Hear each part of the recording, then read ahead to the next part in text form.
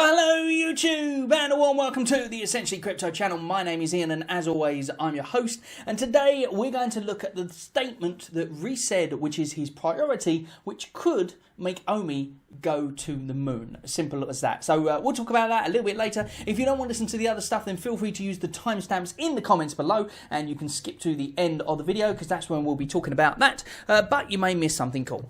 Either way, I'm going to move over to the main screen now, so that way we can see what's going on in my little world of crypto and all that kind of good stuff today. So first up, we have this Rory Miller.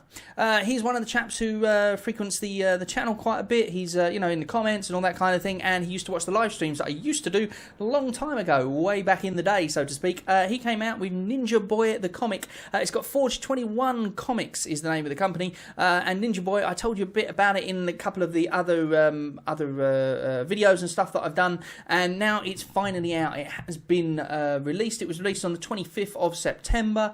If you managed to get one of those, congratulations to you. If you didn't, don't worry, you can still pop to OpenSea and you can buy one on the secondary market. I'm not sure if you can mint them anymore. I'm not really sure what the situation is there. Maybe you can, maybe you can't. The best thing to do is to either try and click on this little logo just here. Let me see if I can put my finger on it. There it is, just there. If you can scan that, you should be able to go to the place exactly that you need, or you can just search for Forge 21 on Twitter and you can find out more details about it. Or, of course, I will leave the links in the comments below, or the description below, shall we say, so that way you can go and check it all out. But yeah, they incidentally, this isn't a sponsored post or anything like this, but full disclosure, they did actually send me one of these to say thank you for giving them a shout out, essentially. So therefore I do essentially have one of these, so I'm not like pumping my bags or anything. I haven't like bought loads of them or anything like that, but they did send me one as a thank you. So thank you very much to those guys for sending me one of those. And if you would like one yourself, then make sure you go and check out the channel or the details in the description below.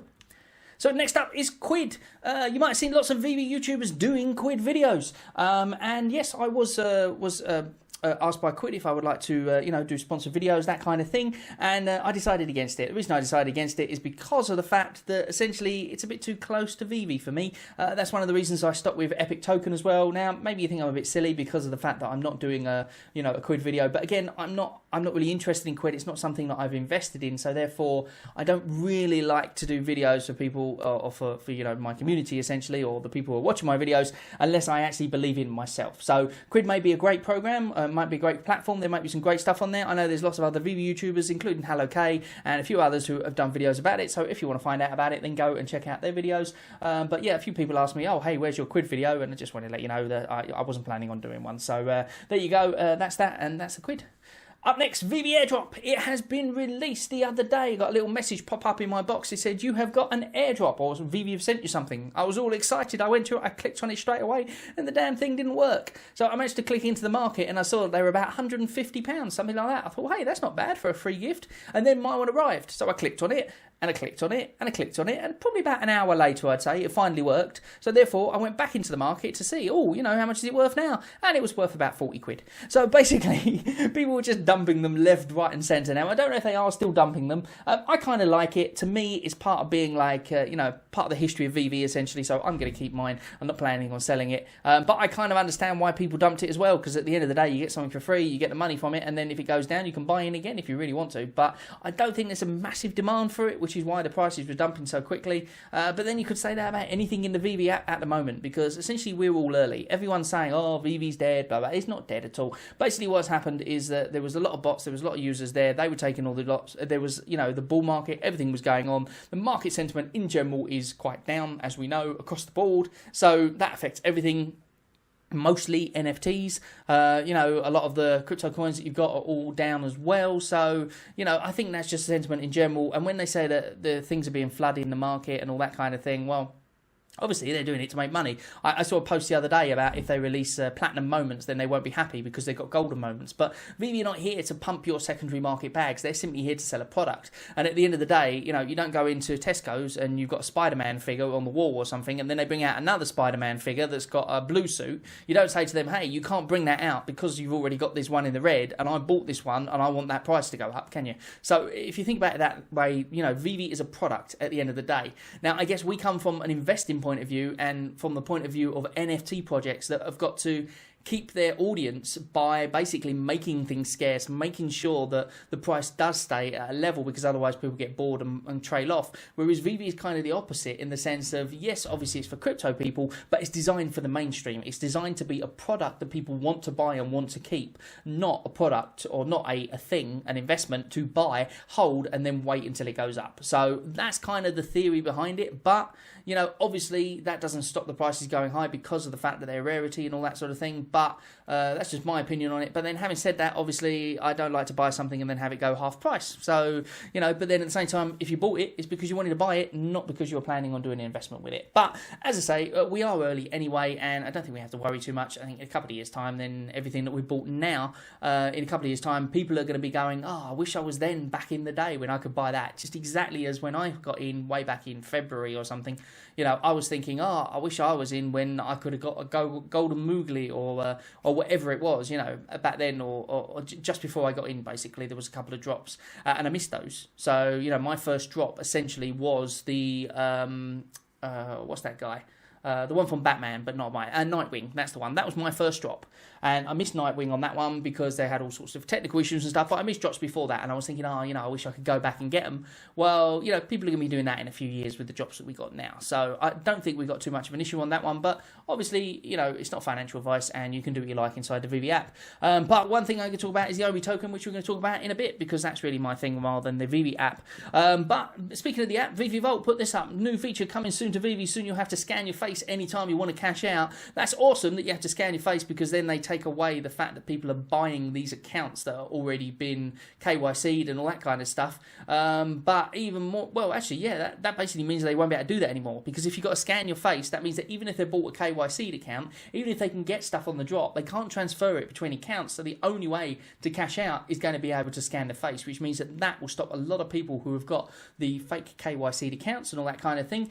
Also, not only that, somebody said, oh, well, maybe they'll do it on the drop as well. And VeVeVolt said quite hilariously that, you know, so many people are annoyed when they don't get the drop anyway. Imagine if they missed the drop because of the fact that the scanning face thing didn't recognise their face, which, as silly as it sounds, can actually happen. You know, it's happened to me a couple of times, and I was scanning my face for passport pictures or whatever, and it just says face not recognised or whatever, you know, which is just stupid, isn't it? But it is the way it is. So some of these things can go wrong, and imagine that happening in the drop. It would not, you know, fit people. They wouldn't like it very much. That being said, it does make it a little bit more smooth, a little bit more secure, I guess, because you can guarantee then that the people going for the drops won't be able to, won't be able to sell or won't be able to get the drops. Having said that, if they can't cash out anyway without scanning their face, then what's the point of them being in the app? It's not like they can sell it off the app or anything anyway. There's no way for them to do it. So I suppose they could sell it in the marketplace, couldn't they? And then they could then try and cash out using the gems system. But I think most people don't buy gems anymore because of the fact that there's that inherent risk that you can get disabled, which has happened to a lot of people, obviously. So therefore, you know, let me know in the comments what you think of that one, whether you think it's a good idea to do it during the drop, or whether you think it's it's just a great thing that they're doing it for the KYC side of things. But anyway, I'll move on. Next up is this. There's been several interviews. We're going to talk about one of them a little bit later on, but this is the first one. First one coming up. This was from Walker and Williams, I believe. Max, I believe, is his name.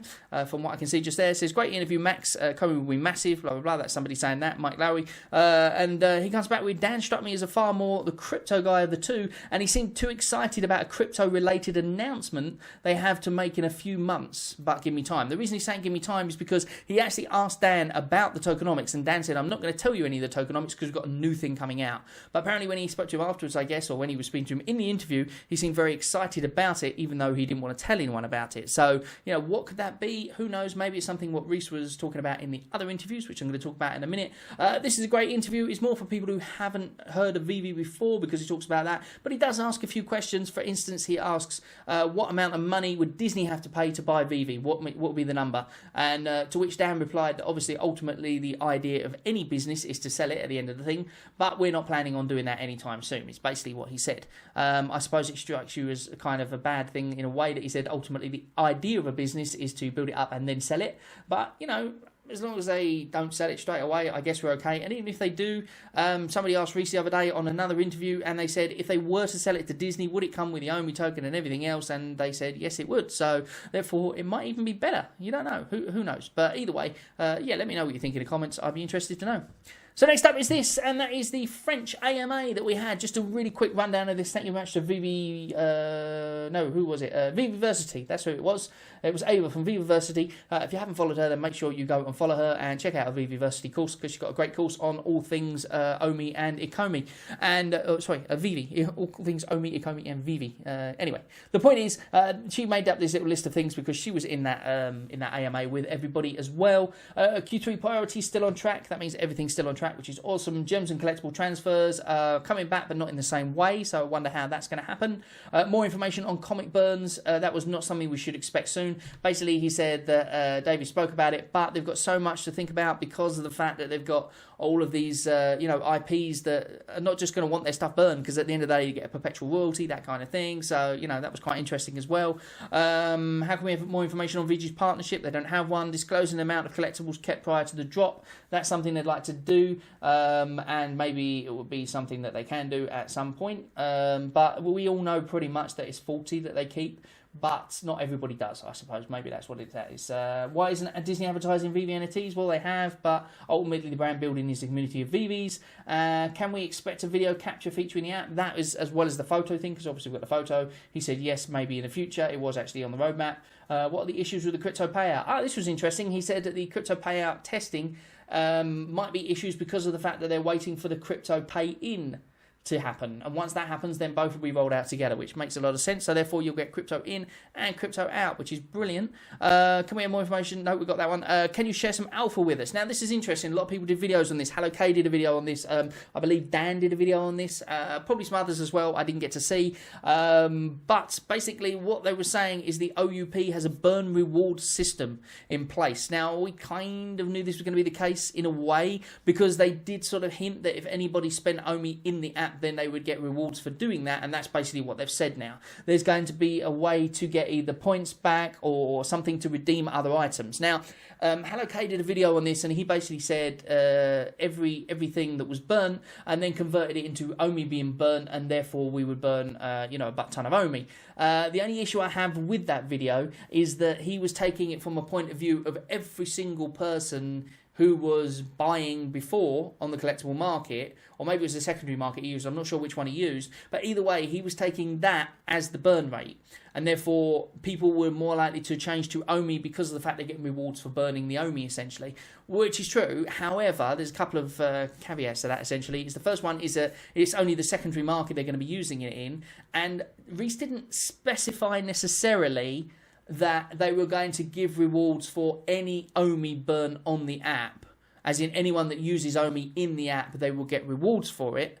What he specified was that they are doing a reward for OMI that's burnt in the app when you buy things, and we don't want you thinking you're wasting your money on those things, so therefore we're giving you an incentive for it. So personally, I've got a feeling that he's not talking about using the OMI in the secondary market. Now, I could be completely wrong on this one, and please let me know what you think in the comments. But I think for that reason, that some of the burn tokenomics that Hello K has got in his thing where he was adding them up in his video, go and check out his video, by the way. I'll leave it in the comment description below. But I got a feeling that they won't really come to fruition because of the fact that the majority of these rewards are not going to come from just buying stuff in the marketplace. I think, and then burning the OMI in the marketplace. I think what's going to happen is it's going to be for buying things like, chairs and plants and stuff like that. All the stuff that is Veve related, or Veve logos, whatever they're going to put, badges, whatever, I don't know what they're going to do, but all of that stuff that's going to burn OMI. That's the stuff that people are going to want to buy to add to their showrooms, that kind of thing. So based on that, I don't think the burn statistics that he's put up are quite right. However, it's still a great thing that you're going to get rewards. But again, I could be completely wrong on this one. This is just me waffling. I'm thinking that they're not going to reward you for buying something in the market, the secondary market, because why would they? Because all you're doing is you're spending your OMI. And yes, it's great that you're burning the OMI, but you're not actually giving them any money at all. All you're doing is you're changing OMI with someone else, because even the fee that they take that's burnt in OMI is obviously being burnt, so they can't change that back. So they're not making any money from that secondary market sale apart from the money that they would make in general from that secondary market sale, which is like 1%, I think, if I remember rightly, or is it 2 point something? I can't remember what it is. Anyway, 2.5, I think, 2.5%. So they make the market, obviously that secondary market, but they don't make anything extra, if that makes sense. And also, so many people will be transacting. That's the word. Transacting in the marketplace, that I don't think they're going to reward every single bit of OMI. I think it's only going to be, personally, this is what I think, it's only going to be for the things that you buy extra in the app. And that was just the way Rhys worded it. That was just my point of view on that one. But, take it as you will. And, feel free to go out and buy loads of OMI because you think it's going to go rocket in as soon as that comes out. Because it may do. But I think the next thing that I'm going to talk about, which is this guy here, VeVeMeister. VeVeMeister is the German equivalent, essentially, of the Veve YouTubers. He does a German channel. I believe he's Croatian, and he speaks in German. And he also does a few English ones as well. He's a great guy, very funny. If you watch his interview that he did the other day with Rhys, it was very funny. He started off dressed as a very business-like German and saying that he was going to do an interrogation and all that kind of thing. And I think it was, I'm not going to say because I'm not going to say anything like that. But go and watch it and you'll see because it was very funny. But anyway, the point is, what I'm getting at is that one of the things in that interview, there was a lot of great stuff, by the way. Don't get me wrong, there was a lot of great stuff. A lot of stuff we already know, a lot of stuff we've heard about before. VeVeMeister was very good at asking the questions in the sense that he would not let Rhys go around the houses. He would not let him really get a word in edgeways. In fact, a couple of times I found it very funny. When Rhys started talking about stuff they already knew, he literally just said to him, Rhys, we don't have time for this because we've got to move on to the next question, which I thought was hilarious. So, therefore, well done to VeVeMeister for that interview. Brilliant questions and got a real lot of information. But one of the things that stuck in my mind more than anything throughout that interview, and that was this. I think my biggest priority is making it easy to buy OMI in the app. Definitely. The biggest goal is, did you say in the app? I think it will happen in the web app. The web app, yeah, sorry. I refer to them universally, but I mean the web app. Right. Now, the reason that stuck in my mind more than anything is probably what you can gather yourself, and that is that he says, well, a lot of people, they're always talking about exchanges. They want to know what exchanges are coming, what's not coming, that, or blah, blah, blah. That can push OMI, obviously. It can make it pump for a start when he goes on the exchange, buy the rumour, sell the news, etc., etc. That's crypto in general. Normally, people, when they want their token to go up or something like that, they say, hey, let's put it on an exchange. They put it on an exchange, it pumps it for a bit. Sometimes it goes back down again, stays at a flat level until another exchange pumps it again, etc., etc., etc. That can keep going on. However, with this news that Rhys has just basically said is coming soon, because he said it's his priority. Now, he didn't put a timeline on it, and he said it as an offhand comment, but this is his priority, and this is really cool. Now, I knew this was kind of happening anyway. After our interview that we did, I actually spoke to him for like 2 hours afterwards, funny enough, more longer than the interview, and I was just talking about everything general, and it was really good. Now, it's not stuff that you can really say, or like not stuff I can disclose, but he didn't tell me anything exciting as such, but it's just like little bits and bobs here and there, and one of the things that he said, which I think I can disclose because I believe it's been announced anyway, is that he is heading up the team for OMI. So basically he no longer does the stuff that he used to do, and he is now purely a team for sorting out OMI and the exchanges and all that kind of stuff. That is his job.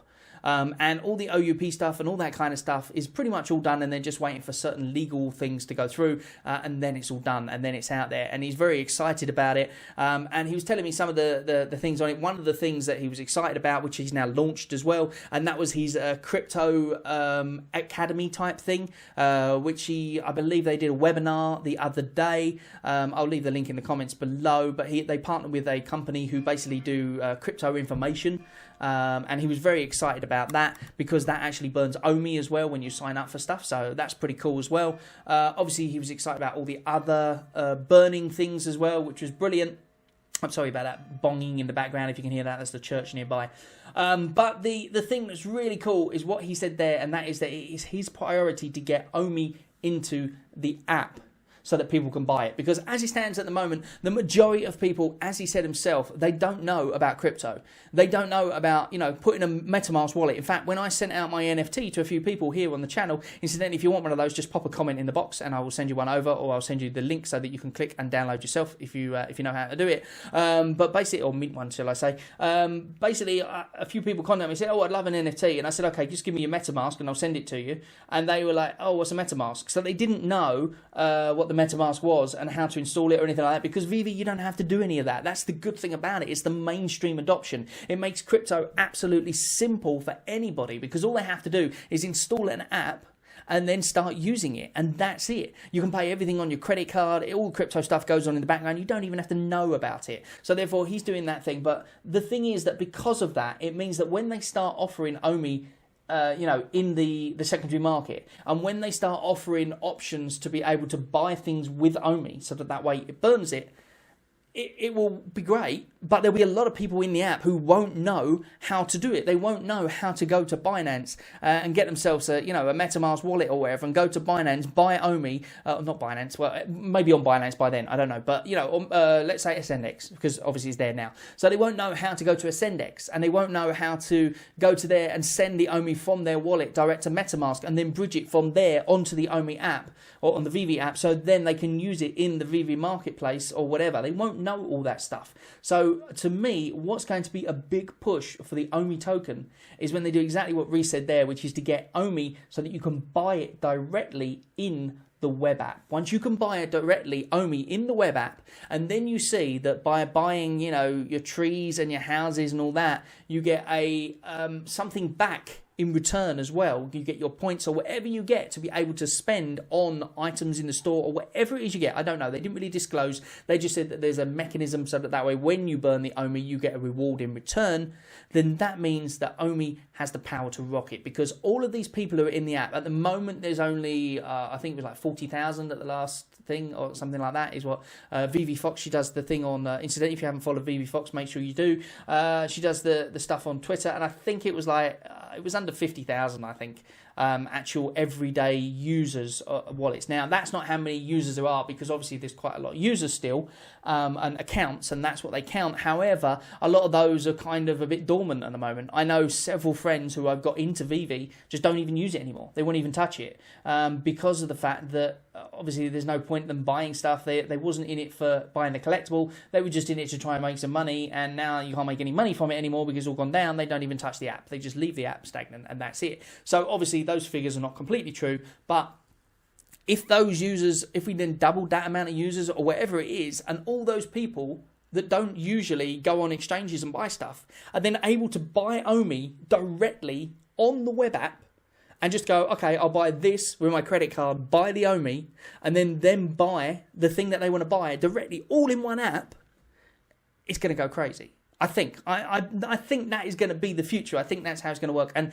it seems that Rhys said that is his priority. And I think that is extremely bullish for OMI and extremely bullish for Veve as well. But, you know, it's just my personal opinions. Don't take any of this as financial or investment advice in any way, shape or form, because I'm not a financial advisor. And obviously, crypto can go up. It can make you loads of money, or it can go down and you can completely lose everything, including your shirt. But thank you very much. And I will see you on the next video. Bye-bye for now.